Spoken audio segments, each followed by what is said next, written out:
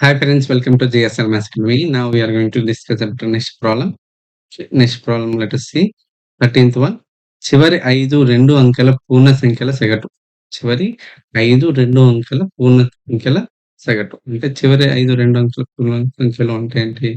అంటే అవి 99, 98, 97, 96, 95 ఇవి చివరి 5 2 అంకెల పూర్ణ సంఖ్యలు. వీటి యొక్క సగటు. వీటి సగటు కనుక్కోవాలంటే ఏం చేయాలి? సగటుకి ఫార్ములా ఏంటి? సగటు అంటే ఇంగ్లీష్‌లో యావరేజ్. యావరేజ్ అంటే ఏంటి? Some of observations by number of observations. అంటే వీటి సగటు కనుక్కోవాలంటే వీటన్నిటిని యాడ్ చేసి దేనితో డివైడ్ చేయాలి? ఎన్నున్నాయివి? 5. సో, 5తో డివైడ్ చేయాలి.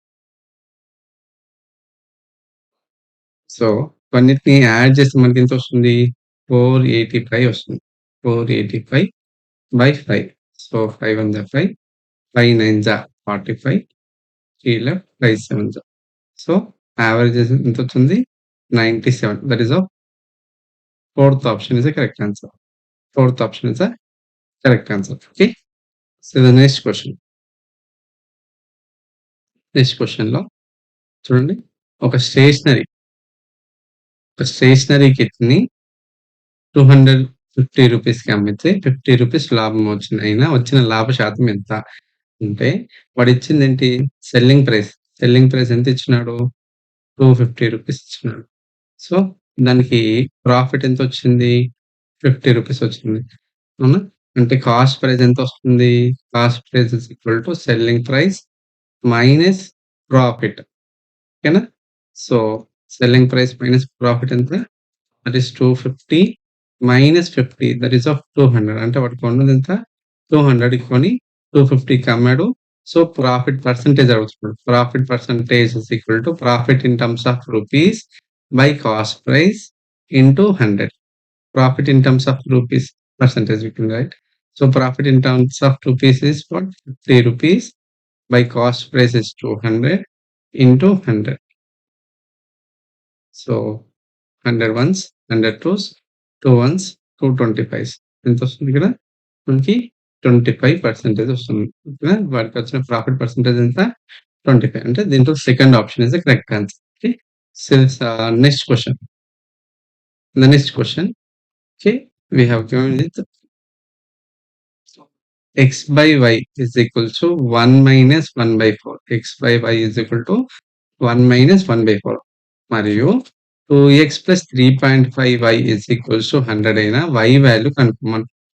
ఓకేనా? y విలువ కనుక్కోమంటున్నాడు. మనకేమి ఇచ్చినాడు? x by y. x by y is equals to 1 minus 1 by 4. Okay. 1 minus 1 by 4 చేస్తే 1 లోంచి 1 by 4 అంటే 1 లోంచి ఒక క్వార్టర్ పార్ట్ తీసేస్తున్నాం కాబట్టి x/y ఈజ్ ఈక్వల్ టు 3/4 వస్తుంది. ఓకేనా? అంటే దీన్ని రేషియో ఫార్ములా రాస్తే మనకి x/y is equals to 3:4. From this x మనం ఏమనుకుంటున్నాను? 3a అని అంటే multiple of 3a and y is equal to multiple of 4 అని తీసేసుకొని మనకిచ్చిన ఈక్వేషన్‌లో సబ్స్టిట్యూట్ చేస్తున్నాను. మనకిచ్చిన ఈక్వేషన్ ఏంటి? 2x plus 3.5y is equals to 100. ఈ ఈక్వేషన్‌లో నేను సబ్స్టిట్యూట్ చేస్తున్నాను. x వాల్యూ ఎంత తీసుకుంటున్నాను? 3a అని ప్లస్ 3.5 y వాల్యూ ఎంత తీసుకున్నాను? 4a అని that is equals to 100. So 3 2 జా 6, 6a ప్లస్ 3.5 2 జా 7, 7 2 జా 14 అంటే 14a is equals to 100. From this 6a plus 14a అంటే 20a. 20a మనకి 100 వచ్చింది. a ఎంత వస్తుంది? 100/20. 100/20 అంటే a వాల్యూ మనకి ఎంత వస్తుంది? 5 వస్తుంది. a వాల్యూ 5 వచ్చింది. కానీ మనం కనుక్కోవాల్సింది a వాల్యూయా? y వాల్యూయా?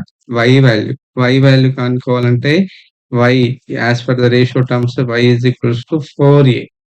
y is equals to 4a. 4a అంటే 4 into a value we got 5. 4 into 5 that is 20. అంటే ఏ వాల్యూ ఎంతొచ్చింది మనకి? 20 వచ్చింది. ఏ వాల్యూ? 20 వచ్చింది. అంటే ఇచ్చిన ఆప్షన్స్‌లో first option is the correct answer.